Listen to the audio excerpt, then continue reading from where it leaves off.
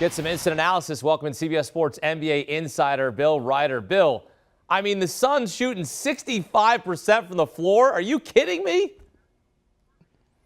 Yeah, it's like that scene from NBA Jam where the flame is behind every single ball that they shot. I just heard you say it, Akeem. It's true. If they're going to shoot over 50% from the field in every single playoff game, this thing is basically over. Now, they're going to face better defenses, certainly in Memphis or Golden State, and presumably whoever they play if they make it all the way to the finals from the Eastern Conference. But, man, Phoenix is locked in right now.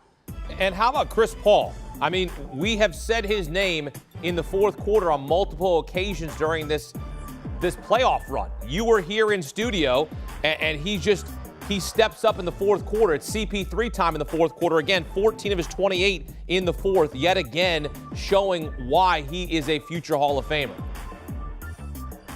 Yeah, I mean, for me, this guy is one of the great 2 or 3 point guards in the history of the sport, at least in the modern era. And he has on his resume to attain, Akeem, you said it, one more thing to add to that, one more thing to put in his Hall of Fame induction speech, placard, resume, and that's a championship. And we've seen a guy that has been utterly and totally focused, dedicated, obsessed with trying to get his team there. He had the perfect shooting game the other day. He's had the fourth quarters. He's been a guy who's been a leader for this team. Now, there's a long road between here and an NBA championship, but man, if you are trying to put money on one of these teams, if you're sizing up who you buy into, the fact Devin Booker looks like a superstar and Chris Paul is in this mode bodes very well for Phoenix. As for the other star on the other side, Luka Doncic, he had 45 in Game 1. They still lost. He had 35 here in Game 2, but 1 of 3 in the third quarter with 2 points. And then he had that little bizarre spat with a fan.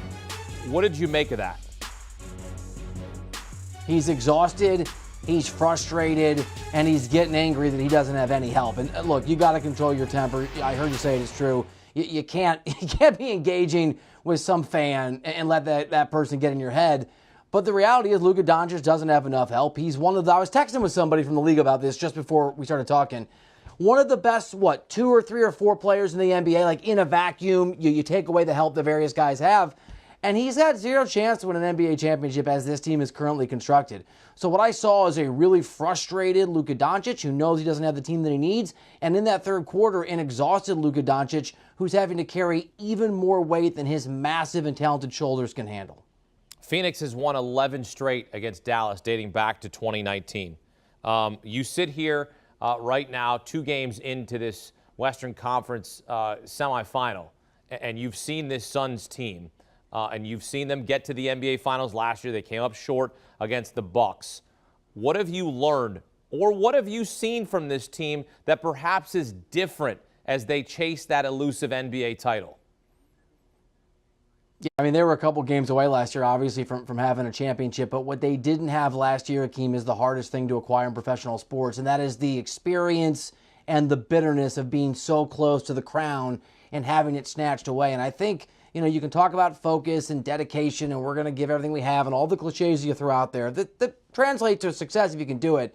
But actually going on the basketball floor and playing every game like it's your last one, having that focus, playing the level of defense Phoenix has played with, shooting better than 50% in every game, having Chris Paul just locked in, even by his historically future Hall of Fame standards in every fourth quarter he plays in. To me, this is all the product of a team that knows what it's like to almost win an NBA championship and to come up short. And even though they're not in the finals yet, and the task will get harder because the teams they're going to face are going to be more challenging, what I see is a more focused Phoenix team because they have the taste of bitterness and disappointment and that curse of almost from last year fueling this team this season. Well, you want to talk about those cliche and those phrases.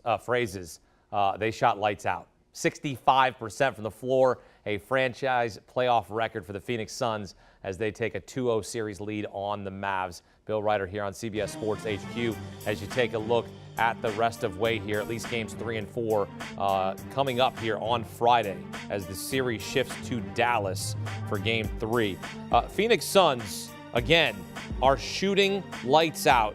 Game 2, make it 7 consecutive playoff games shooting 50% or better. You do that and shoot, you are heading to the NBA Finals. Got to get there first, and game 3 Friday in Dallas as Phoenix will look to really put the nail in the coffin there for Dallas. But hey, look, they got Luka, but Luka needs some help if they're going to get back into this series. Do you want a sports network that delivers everything that matters about the game? The highlights, the picks, the instant analysis, no yelling, no fake debates, no politics. Hit the subscribe button and never miss a moment.